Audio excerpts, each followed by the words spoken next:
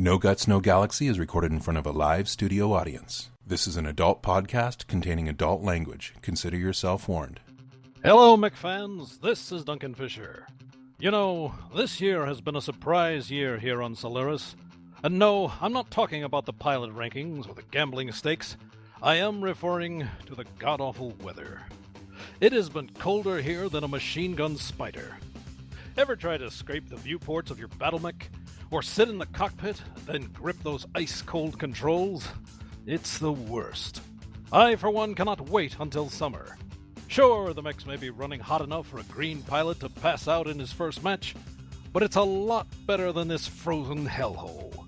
Now, if you'll excuse me, I have to go and let my mech idle for 20 minutes to warm up.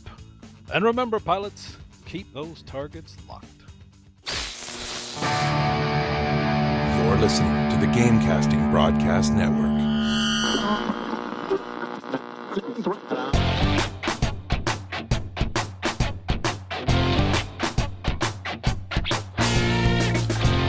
Live from the Outreach Studios around the world, this is a No Guts, No Galaxy podcast.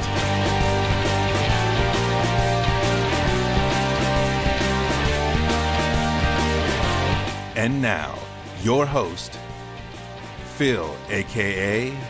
Sean Lang.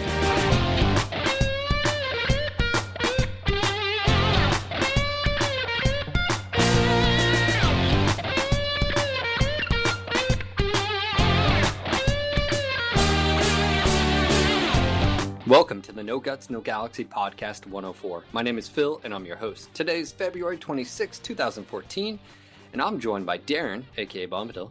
Hey. And today's co-host, Brandon, a.k.a. Catrical. Oh, hi. Jason, a.k.a. The Centurion. Hello. And special guest host, Tyler, a.k.a. Jaeger12. Hello. Alright guys, diving in here, and of course I just want to give a quick shout out to Jaeger12 stream. If you have not been following him, and if you have not been watching, it's a great source for 1, great gameplay, 2, great teamwork, 3, pretty much everything else you can think of in a stream. So check it out. If you don't follow him, do so. Great times anyways. I just want to say thank you for letting me join you for the past few days. Tyler, that's, what is that, Monday through Friday? It's Monday through Thursday. Okay, so Monday through Thursday, but I also remind everybody that he also streams on NGNG TV on Sunday evenings, so be sure to check that out as well. That's right, at the same time, starting at 11 p.m. Eastern, 8 p.m. Pacific. All right, today's discussion topics we're going to go and jump into. Obviously, we talked to Brian Ekman last week, talked to him about a lot of things coming, but one of those things that we want to talk about and discuss is the launch module. First off, I just want to clarify something, because Darren, me and you have heard a lot of misinformation. I thought we were pretty clear in the podcast, but it seems there's one item that seems to be a little bit confused. Yeah, group sizes are limited to 1 now, right? Yeah, apparently. No, group sizes still remain 4. So I know a lot of people, they came out saying, hey, 2 to 12 man groups are coming, as far as random, and then they redacted that, obviously. Brian explained why. Group size will still remain 4. A lot of people were confused and are like, oh, we can only have 3 people. No, you're allowed to have 4. It's the groups can only at max hold 3 of each weight class, and then obviously we'll go into there. So anyways, 333, what does this mean for random matches in your opinion, Brandon? It means not getting steamrolled, hopefully, every single match. It means 12. It adds up to 12. It's 3 lights, 3 mediums, 3 heavies, 3 assault. Well, I guess what I'm trying to say here is, guys, is what do you see? What do you picture? Because Do you think it's good? Do you think it's bad? And why? Any type of I don't want to say restrictions, that's a bit harsh. But no, it's restrictions. Even out the teams, I guess is what I should say, to make it a little bit more even or guaranteed evenness in every match. I think it will always be welcomed. I think it's fair to say it's restricted. Restrictions, limitations, yes, and rules. Those aren't bad words. No. To be honest, a lot of those words usually have a negative connotation. But you have to have rules. You have to have restrictions. Right now, there are no restrictions, and what do we see? Anarchy. We see 4 assaults in a pug match. And then we see 2 groups rolling around in that. Now you have 8 assaults, or you have 10 assaults, or you have 11. I mean, we've seen it. We keep seeing it. So You have dogs hanging out with cats. You have Yeah, the drops will be much more balanced, much more even, without one team possibly having, like you just said, 8 assaults and the other side having 2. Because that kind of thing happens all the time. The matches will be much closer. The the time to kill will be lower because there won't be, 8 mechs packing massive alpha strikes. So I think it's going to make the game a lot better. Do you think the time to find a group is going to go up? I'm a little concerned about that. Only I think if you drop in an unbalanced lance, like if you do try to drop with 3 assaults and a heavy, you're probably going to have a difficult time finding a match. But if you drop with 1-1-1-1, you're probably be okay. actually, I think if they would have went with 2 to 12 man groups, I have a feeling that's one of the reasons why they didn't go with that as well. Because think about this, if they're matching you as far as each weight class and all of this and maybe even possible, I think there's a post coming out soon that would clarify a little bit more of this, but I think it's just more of an issue because if they're matching you with another 8-man group or something out there and there is not many 8-man groups running, then you're running into an issue. Now it's just like normal. It's a 4-man group. I don't think it'll take long. I think it's going to be the same queue length, if not maybe a little bit quicker. Well, yeah, I mean, Brian's explanation, because we were concerned about that as well, we brought it up, and he basically said they don't foresee any time difference, basically, with the queue. They think it'll be about the same. Obviously, you're getting into the bucket, and then you're setting up, and then you jump into the match or whatever. But, yeah, as far as the 2 to 12 thing, I think if you have larger groups, it's going to be harder to find a matching team, since so many people either play solo or in small groups, like 2 to 3, basically, was the most.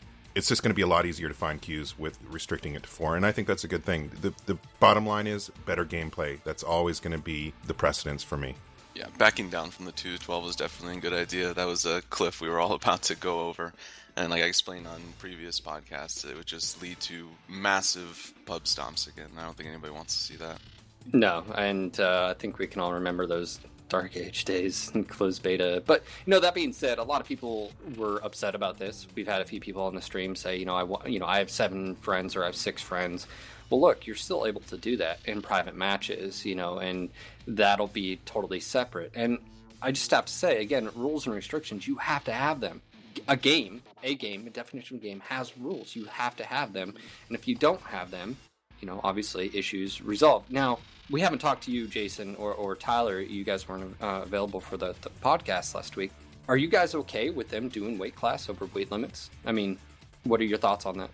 I used to like the idea of the, total tonnage being added up, but I see that it would be difficult to enforce that. It would be even more difficult for the matchmaker, but only queuing with your 4 group people, it would be possible, but I do remember back in closed beta when we had 1-for-1 matching, and I like that environment. And otherwise, it would lead to decks being min-maxed. It would just be several assault mechs and then a bunch of light mechs, or assaults and heavies and lights. Mediums would be left out. So I'm glad to see this. I like straight tonnage for asymmetrical gameplay. For symmetrical gameplay, we're going to have the same number of players on either teams. I like the solution they're going with. Phil, I think most of the people we hang out with on a daily basis, the people we talk to, are totally in favor of this. But I want to make sure we cover both points. Can we play devil's advocate? What are some of the things, besides the obvious, which is I have 6 friends and I can't play with them? Okay, well, there's nothing that can be done about that. But what are some of the, maybe the opposing ideas or thoughts towards the 3-3-3-3 thing? And is there any way to circumvent those, whatever might be perceived as being bad? Well, right now, one of the things someone was bringing up is because of the launch module, how it's going to work, right? If 4 of us are in a group and we drop into the lobby, if you will, now we're matched up with the rest of our team. If we're able to communicate, we can get them on our TeamSpeak, right? And if we're dropping with these guys over and over and over, right? Well, you choose. Obviously, you drop in a match, you come back to the lobby, you can choose to stay or leave. So they could get all on TeamSpeak. So there is the potential for that being abused. But, I think it's just something that's going to come with the territory. And I will say, if that's available to you, though, that's also available to the other team to be able to get people on TeamSpeak. So, if anything, it actually may lead to better communication between us, the grouped up players, and the high elo players being able to get the pugs on TeamSpeak with them, which I think is a great thing. It's a great incentive. A lot of people have talked about VoIP not being in the game, and PGI came out a while ago and said, we're not going to spend the development time right now. We think the community, TeamSpeak 3 servers and Mumble and Ventrilo works just as well right now, and I think this will actually be beneficial. On the flip side, if they're able to get on TeamSpeak, they could coordinate as far as, builds or this or that. But, playing devil's advocate, that would mean an organized 12-man, right? I think a lot of it will be manipulated, though. I think all systems are once they're introduced. I know, Wolf Spiders, we'll get together on Monday nights to play, and if we can't get a full 12, we'll try to sync drop. Half time we end up on opposite teams, but those times that we don't, it ends up being a lot of fun. And I think what will happen with this module is because you can stay in a persistent group, is you'll see a lot of groups like mine that might try to queue up over and over and over again until they get their sync drop in place, and then they just stay in the lobby together. Now, obviously, is something to point out. Someone might say, well, that's a bad thing that, people could have 12 people organized and stuff like that, ultimately. But also, remember, too, you're going to be weight balanced, 3-3-3-3. At least that will be consistent. Right now, when we were talking about weight limits, Tyler, we were talking about this. Even if you add weight limits, you almost have to also still have class restrictions with weight limits, because, or else what happens, min-max, you'd have, Highlanders and Victors and Cataphracts, and then you'd have Jenners or Firestars, and that's it. So, I think ultimately this is a good move. It's an improvement of what currently is in the game, and it cannot come soon enough. And I say that because you run into multiple. Today when we were streaming, we ran into multiple assaults on the other team, multiple heavies. Sometimes where there's no lights at all, and you have 3 or 4 lights on your team, and it's just it's an imbalance. And I'm ready for this to be brought in. We need balance in as far as weight classes in the game again. They did it in the past. I honestly don't know why they removed it, because I liked it back then.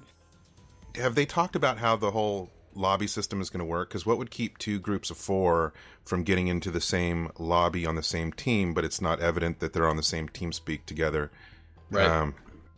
Hopefully elo matchmaking is still in place, and so if you have multiple high elo groups that are trying to get into the same lobby, that would still prevent that from happening based on who's on the other team.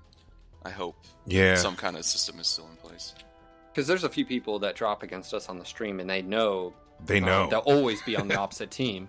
And which is fine, I don't mind, but it makes it difficult sometimes. But well, obviously that's something they're gonna have to figure out. Let's get back to Locust and Dragon. Sorry about that. I guess what I'm trying to say is, right now, the one in the negative someone is saying is, oh well, all you're gonna have is 35 tonners, 75 tonners, and 100 or whatever. Well, I think that's where it comes down to what type of incentives. Is it gameplay?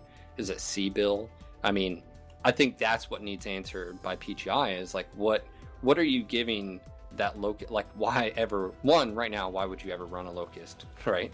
And then why would you do that in a match with 3-3-3-3?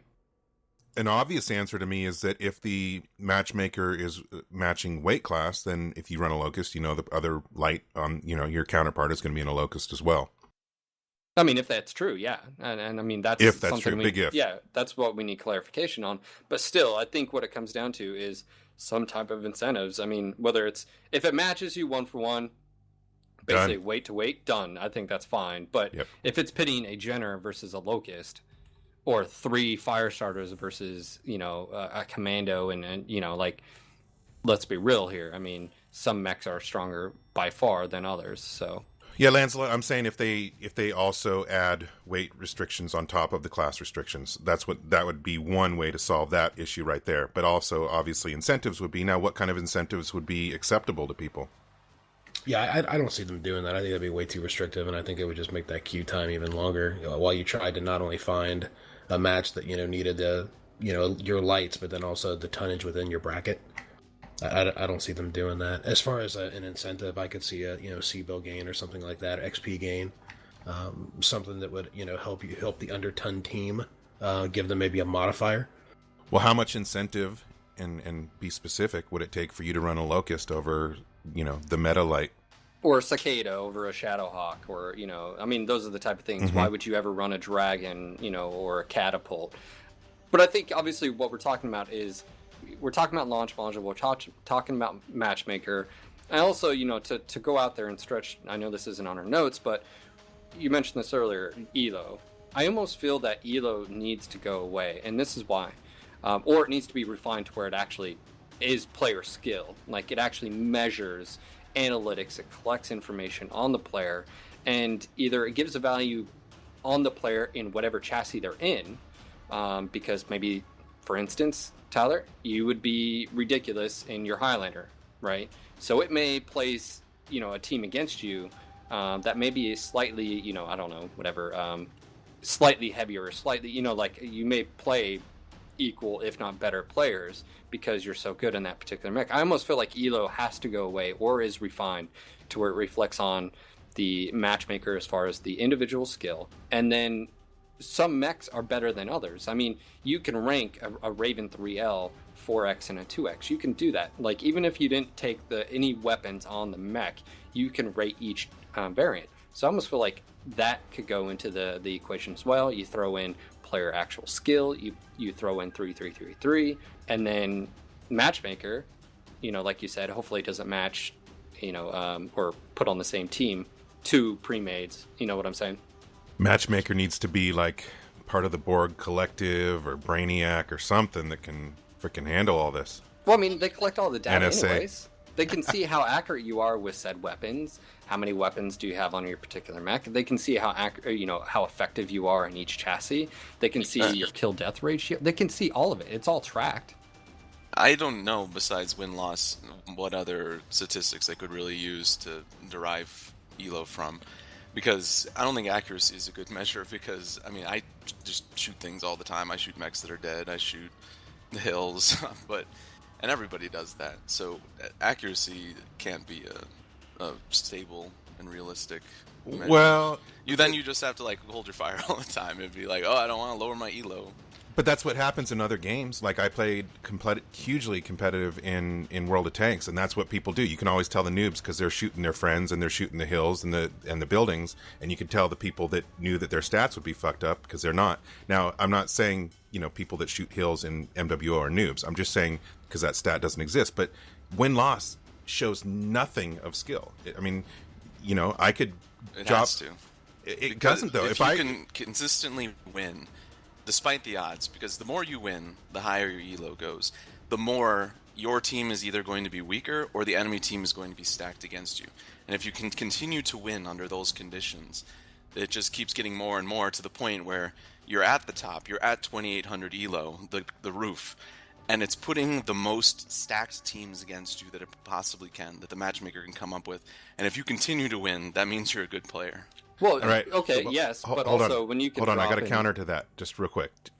If I were to all of a sudden stop dropping solo and only drop with you, Jaeger, and two of your teammates, my Elo would skyrocket, and it would have nothing to do with my skill. You can, that's right, you can bring somebody along for the ride. Well, not to mention, you also drop in meta, 3 Highlanders and all that all the time. I'm not pointing a finger. You're not a shitty player. I'm giving credit where credit's due. What I'm saying, though, is a lot of these groups, the current matchmaker, and because of the, group size and no limitations, a lot of people's Elo is inflated. And they keep running that setup. What happens when you throw in 3-3-3-3 in the equation? Will that affect? And that's why I'm saying I think Elo should be reset when they implement that. I mean, because I want to see what really someone's, when. But isn't average damage, average experience at least a way better indicator than win-loss? I mean, maybe it's not 100% accurate, but isn't it a way better indicator? Damage is not a good indicator because the objective of the game should be to quickly and efficiently disable or kill your opponent. Then add not the kills in there. Not boat AC2s and Well, get 1,000 kills don't damage. mean anything because you can still kill, and the So- right damage isn't a good indicator. But if you were to take a what I'm saying is, if you're collecting data from multiple different inputs, it's going to give you a better picture than just win-loss. Yeah, I mean, you're taking someone's accuracy, you're taking what mech they're in, the weight, the weapons they use. I mean, you're taking maybe the players. I mean, there has to be something better than just kill death. And I guess that's what I'm trying to say is, with all this being said, Elo in itself is just what it is not effective at all. It doesn't measure your skill as an individual player.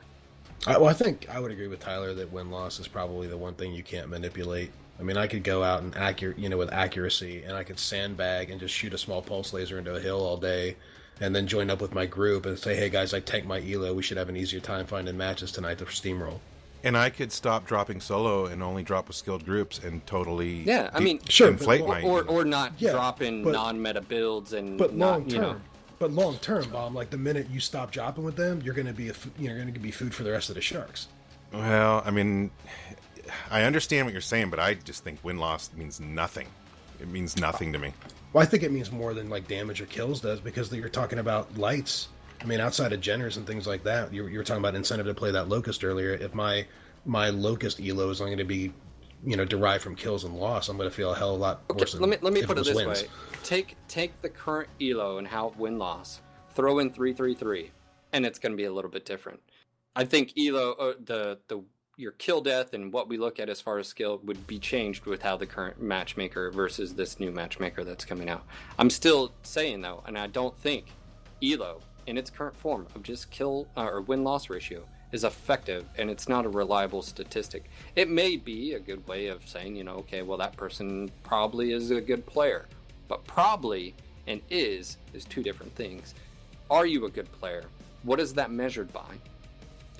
I mean, should it be determined by every shot you take? Should it be determined by the win-loss? Should it be determined by what chassis in, what the enemy chassis? I mean, there's so much information to where it can break down. Obviously someone's like, well, just if you were to sum it up to just battle value represents all of those inputs, and it gives you a statistic for you as a player, you in this particular mech, you in that particular setup. I think it's just overall it can be better, and it would make a better experience. Like Centurion said, if you're a Locust pilot and you love your Locust, it's going to be because of the chassis. Like, impossible to consistently score as high as the Jenner would. You just can't. And how is that person's Elo going to be doomed to be low? I mean, it's as if somebody chose an Awesome as their assault mech, and they always just only played the Awesome. Their Elo, because that chassis is unable to carry as hard as a Victor or Highlander, is just going to be stuck lower. And again, just because they like the Locust, they can be the best pilot in the world, but because of other builds and how the matchmaker is, their Elo may be lower. I mean, this is why Matchmaker sucks in every fucking game. I mean, everybody's always complaining about Matchmaker. No one's got it right, so well, it's not this. Like we're criticizing PGI because they got it wrong. But the new one coming out will be better than what's currently in. I think we can all agree that. We're all looking forward to it in random matches. Are there some loopholes? Yes. But, and one of those being Elo, one of those being incentive to take something that's not the highest of that particular weight class. I think those answers will probably, come to light very, very soon from Paul and Brian. But it's stuff to think about, But ultimately, Elo, I think Elo will eventually change. I don't think it'll be Elo anymore. Or something, like they'll take other forms of determining your skill. But that being said, Tyler, we were talking about this. Private Matchmaker is probably the biggest thing to happen for community leagues. And I was just talking to you and some of your SJR guys and other guys, and one of them made a comment of like, oh, well, it's about time, and we've been being spited this entire time. And, one thing I just want to say is, like, if you honestly think that, like, someone over at PGI has made design decisions to, like, screw over the competitive scene, like I've said this before, you have to have patience, for this. I mean, I can understand you've been wanting something sooner, but I mean, this is a big thing for community leagues. I mean, this allows you guys to take the ball and fucking just run with it. It absolutely is. This is the biggest thing to happen in community leagues, like you said, since the game came out. The main problem and why so many people are a little bit disgruntled is because it feels like we've been left out in the cold, because PGI has not supported community-run competitive leagues in almost anything except the closed beta Run Hot or Die tournament. There's been nothing. There's just been complete silence from them. Garth never came out to say, hey or watch the games or anything like that. It has just been silence. So we've been getting along on our own. We've been asking for some method by which to play together without having to sync drop, and nothing's come. But 2 months from now, we'll have it. We're all thrilled, and it's just what we've been waiting for.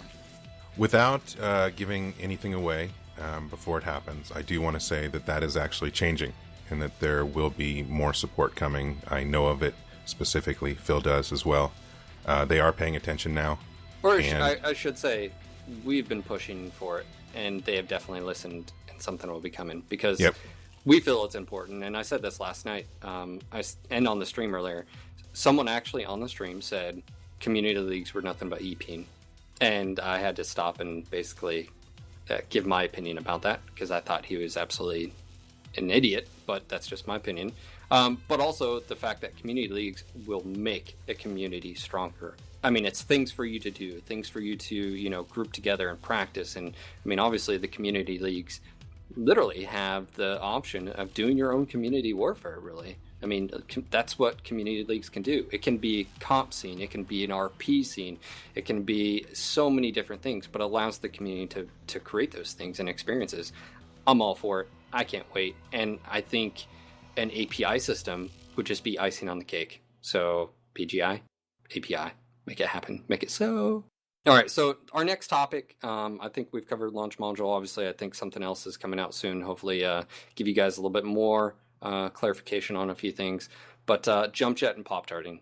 This is something I don't know if we've avoided, we just haven't really talked about in length. And since we've had Jason and Tyler on here, we haven't talked about it. This is a big topic. So before we get into like our individual opinions on it, what do you guys think the intended purpose of jump jets is? Because, at the heart, pop tarting only happens because of jump jets. Who wants to take a jab at that first? What is the intended purpose of jump jets? Maneuverability. To get into space. No? Yeah, just mobility to get around the battlefield, to be able to get a tactical advantage on terrain. Coming from old lore, I've always seen jump jets as maneuverability and like hot dropping in on a spot or whatever. That's pretty much it. Yeah, definitely for maneuverability. Brandon? DFAs. Okay. That's maneuverability. So... Yeah, maneuvering a foot into somebody else's head. Exactly. Offensive use of your jump jets. Okay, so pop tarting in general occurred after they made jump jet changes, and jump jets different, made them better altogether. And then we saw pop tarting start to occur, and it was PPC, ERPPCs and Gauss rifles that went away as when PPCs were slightly nerfed and Gauss rifle changed, and then it was PPCs AC 10s and 20s, and now it's PPCs and AC 5s and UAC 5s. And you're starting to see some players really hone their skills with the Gauss rifle and be able to do Gauss rifle and PPCs now. I guess my question is pop tarting bad? And why is it used in the first place? I mean, obviously I know why. I'm wanting you to explain why to the audience out there. So Tyler, I know me and you have talked about this in length, though. Do you think pop tarting is bad? All right, first of all, I'll explain what pop tarting is. Pop tarting is when you stay behind a piece of cover and you jump jet out from the cover, shoot your opponent, acquire a target, shoot your opponent, and then fall back down behind the cover. So by fighting in this way, you minimize the amount of time you're exposed to your enemy, shoot your enemy, and then fall back down into cover where you can't be attacked. And this is the most effective form of combat in the game, because everything else requires you to either hill hump, which exposes you slightly longer, or peek around the sides of buildings. Now, is it good? It's definitely by far the superior form of combat, so all other ones are ineffective at this time, mostly because SRMs don't work properly. The hit registration doesn't, but that would be another style of combat that could counter it. But is it good? I think it takes more skill than any other form of combat in the game. Because they've added the screen shake mechanic to kind of tone down how good pop tarts used to be, because you used to be able to just shoot at any time during your jump, but now you can only do so when falling, otherwise your accuracy is going to be terrible. I would say it's the most entertaining way to fight, both for a viewer of, say, a stream or for myself playing, shooting someone in the air to ground, or even air to air, that's the most fun and most challenging thing, because you don't know when the other guy's going to cut his jump jets. So all that together, I'd say Pop-Tarting it's difficult to counter, and a lot of the mechs can't deal with it well, fighting back against it. It may be bad for game balance, but it's good for it's a really good tactic. It's the most effective strategy, and you're correct. But I guess what I'm trying to say is it bad for the overall gameplay? And I said this last night on your stream. I actually don't think it's as skill intensive as you think, and the reason being is once you learn it, it's learned. I mean, it's like riding a bike. And when i.e. on last night we were streaming, and today when I was streaming, if the other team has Pop-Tarts, 5, 6, 7 of them, and you have none, or you have less than, you are in an extreme disadvantage. And I don't.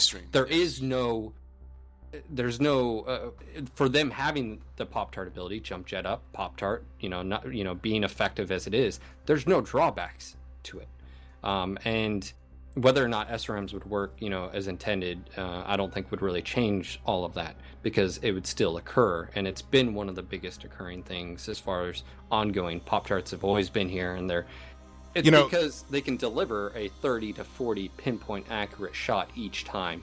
And when you're in a Hunchback, like I like to run a lot, or a Centurion, or something, or even a light mech, and you can't contest that every single time, or you get shot once and then you have to worry about getting knocked out for the rest of the match, I just feel like it is not good for gameplay. And whether that's changing how the weapons work or changing how jump jets, what's easier, I don't know. I do think it's difficult to learn Pop-Tarting.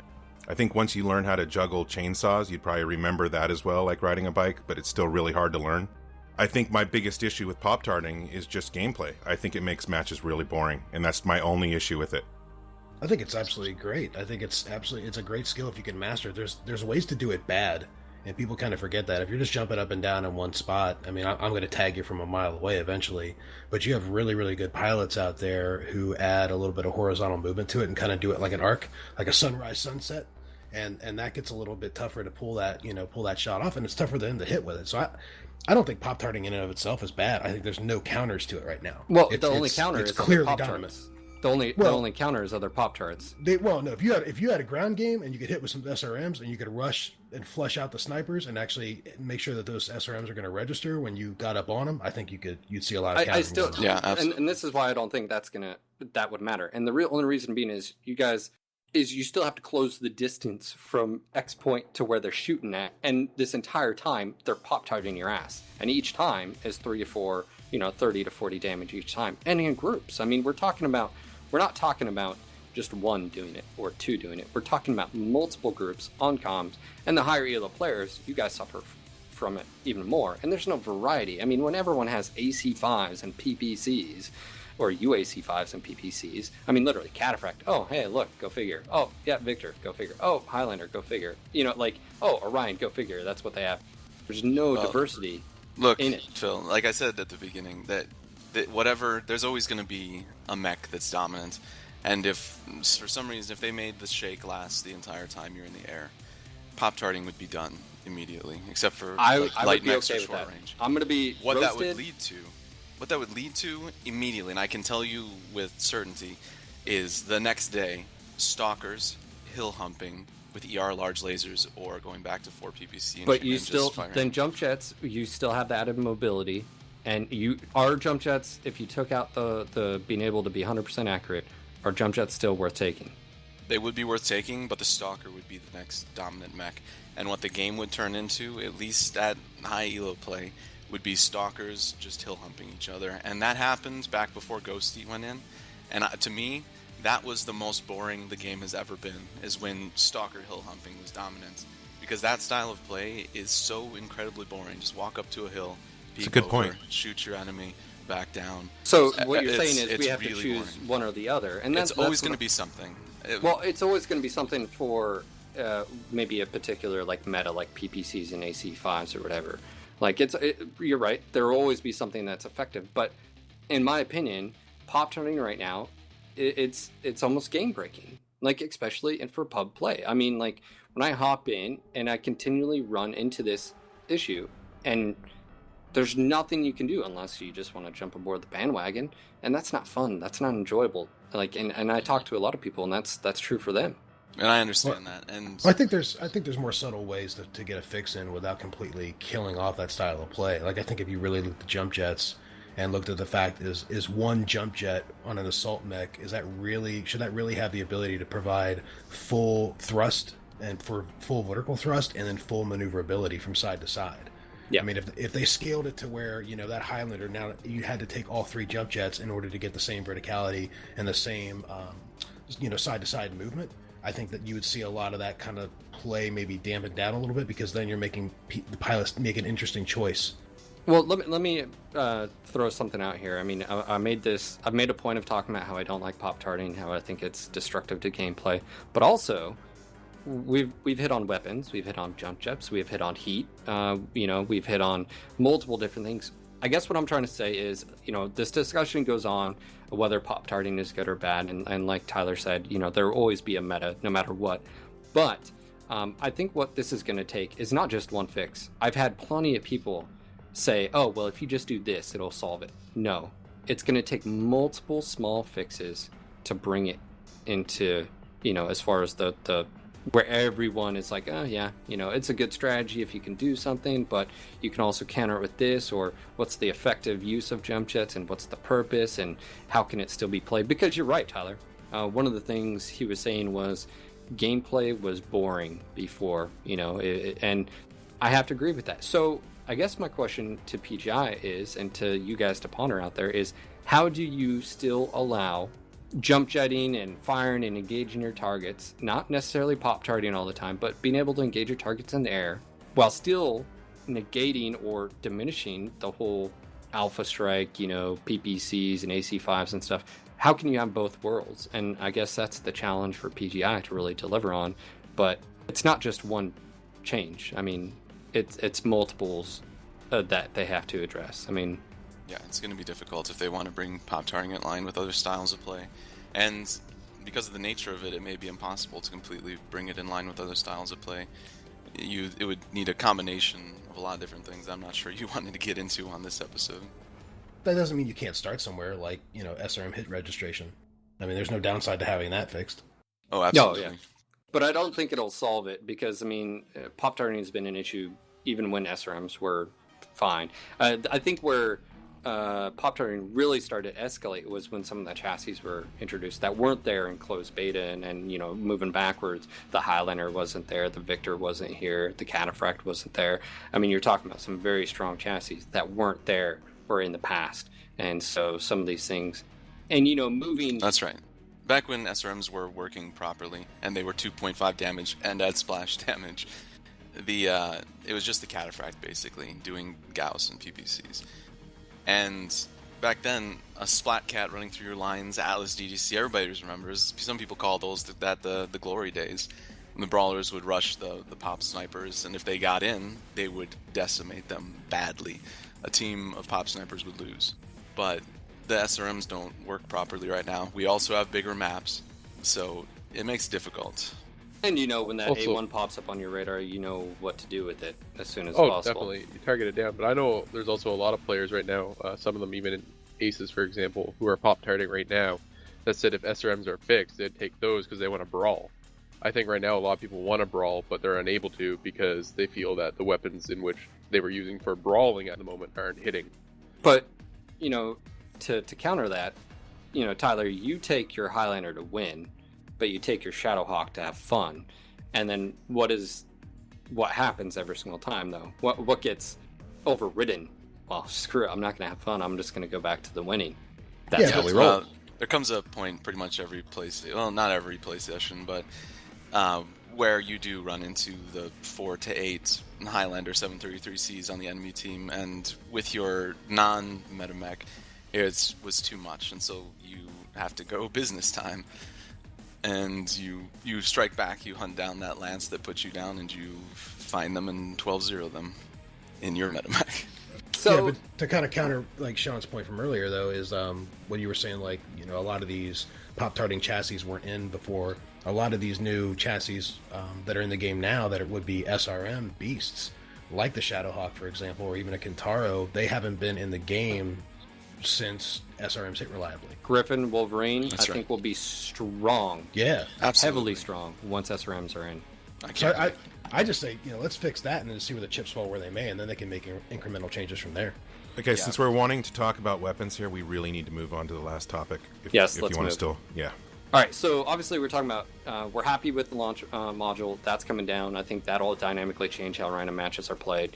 Pop tarting. Obviously, Paul said they're going to be looking at that. I'm really, really happy, that they're looking at doing something. It'll be interesting seeing what they do. Do we end up with the stalker meta afterwards, or do we end up with something else? I don't know. We'll have the answers soon for you guys on a vlog video. Moving on to weapon changes. Obviously, what we're talking about involves weapons, not the meta, if you will. We just had large pulse lasers and medium pulse changes. I tested large pulse on the first day and medium pulse. Unfortunately, I also ran against the meta, against Tyler, literally 3 matches in a row in a Centurion by myself, Pug, and it was horrible. But the large pulse changes, you had a 50 meter increase on the effective, on 100 total. Heat was reduced.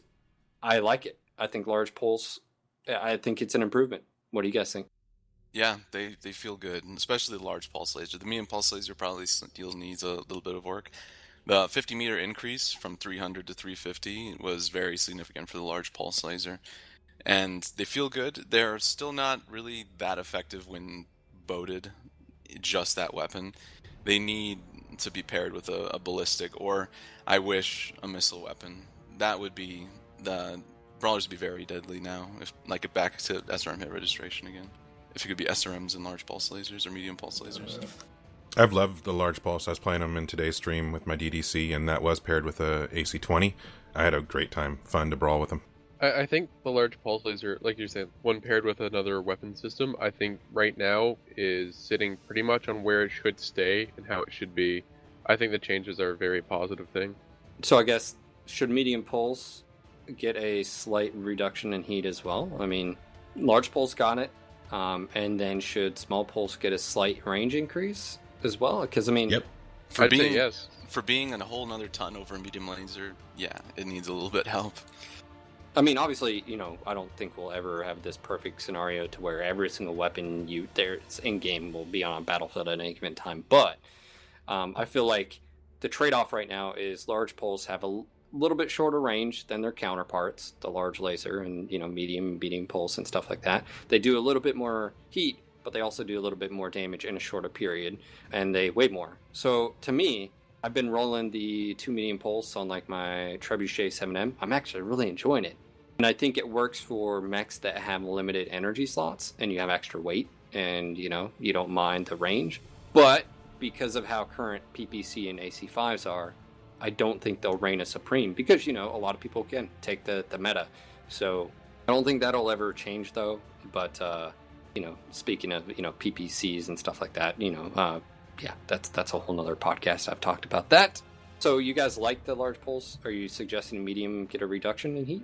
It needs something. I mean, large pulse feels like it's kind of like that Goldilocks. I mean, it's just right. It's where it needs to be between the regular large and the ER large. It feels like it's got a distinct place, and it's very, very effective. And there's a reason to use it now. But medium pulse, it just, like Tyler was saying, it just doesn't seem like it's currently worth the trade-off from just putting a couple mediums in there. I'd still rather take, as it currently stands, I would still rather probably, if I have the slots and everything, all things considered, I'd still probably take 2 medium lasers over a medium pulse. Because what? The damage is still good, the range is great, and it's only 1 ton? I mean, yeah, whereas... pretty much, where you're getting a slight increase in damage, like, not a whole lot, I think it's like, what, one point of damage more, and you get 1 point of heat more, but it costs you a whole extra ton, where I could be dealing out 10 points of damage, I'm taking 3 extra points of heat, and for 2 tons. Obviously, I think there's just one slight change to the medium pulse. Whether you decrease the heat slightly, one or the other, decrease the heat slightly, or bump up the damage just a tad, one of the two, And I think what you're seeing is the medium laser. I mean, its effective range 270, medium pulse 200 now. So give me a trade-off. I've got multiple trade-offs with the medium laser. 1 ton, right? Great, decent on heat. It's actually lower heat than the medium pulse, and I've got range on the medium pulse. So the medium pulse should be weighs a little bit more, slightly hotter, slightly more damage, but you can see the difference between those. Well, and sometimes too, it depends on how many crit slots you still have open, because it may just not be a 1-to-1 of medium versus medium pulse. It could be medium pulse versus a medium laser and an additional double heatsink. Yeah, but as well as I do, people tend to boat. I mean, that's what we do. It's easier. Like it's easier to worry about less multiple weapon systems that have different mechanics, or like that's why you don't see a lot of people exchanging them out. I mean, that's why. It's just how it is. But yeah, I'd like to see medium pulse, like 2 medium pulse on a Firestar, but a few mediums and stuff like that, or a few small lasers, small pulse. The next thing we're talking about is we know flamers are getting changed. What would you guys throw out there to make it useful? Like, what would you offer as far as advice? I would make them crit-seeking weapons for the purpose of destroying heat sinks. Ooh, I like that actually. Because right now, for those that may not know, if you're flaming a mech, it'll bring that mech's heat up to 90%. That's it, though. It won't take them above that, right? And it does do damage, but I mean, it's almost negligible. Maybe increase the rate in which mechs will overheat as well after a certain point. Yeah. So like, so that there's the a ability big to jolt up or something like that. Maybe the ability to actually set a mech on fire and have it, it's just like have its cooling reduced as it's on fire, and the fire eventually wears off. Why wouldn't you just have it so it can shut down a mech? Like, I don't understand why that went away, because if it's a valid Griefing, strategy, probably. right? Yeah. Because of what? Griefing concerns. Well, you could grief with Pop-Tarts, right? I mean... Yeah, But there's a that's difference why. between maybe friendly firing your friend, or I shouldn't say your friends. But you can But- kill your friendlies. Oh make yeah, them definitely. shut down. I mean, but like... it'd probably be more Because it doesn't kill them, concerning. it'd be more tempting for people to just Yeah. go around and flame their own teammates. That's why I like what I was saying about, you could flame somebody, and then maybe if you make them, shut down, or you could do something where you could crit their heat sinks, destroy their heat sinks, and now you're not really shutting them down, but you're making them more prone to shut down for the remainder of the match. I actually really like that, the idea of popping out heat sinks or something like that after a point. So it'd be almost like the opposite, like the machine guns are a through armor critical type thing. Once your armor's gone, you're just chewing through the internals, whereas the flamers might be popping heat sinks in the no armor area. I think that'd be a really cool effect. Flamers need infantry to kill. Not really working for battle Trees mechs. to burn. All right, guys, we're going to go ahead and wrap it up. Obviously, I think that was really good discussion, obviously, on launch module, on pop-tarting, on weapons. We're going to be sitting down with Russ Bullock next Wednesday, by the way, to talk about all the things going on. Anyways, I just want to say thank you to our community, our listeners, new and old, and of course, our amazing staff and guests, and our sponsors. Thank you so much. You guys are awesome. This was your local No Guts, No Galaxy MechWarrior podcast. Signing off for tonight, this is Phil. This is Darren. This is totally not Brandon. This is Jason. And this is Tyler. Until next time, Mech Warriors. It'd be best if you avoid me, but I know you probably can't. You sense something is wrong with me. You can feel it on my skin, but there is more within. Maybe I can be closer now, but I don't know how. Please help me remove my metal skin, my metal skin, my metal skin, and the wires within.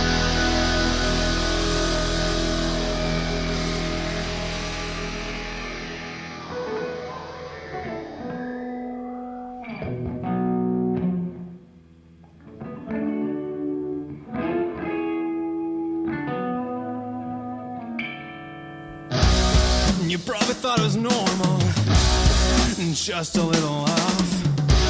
The truth is, at one time I was, but now I'm a robot. Forever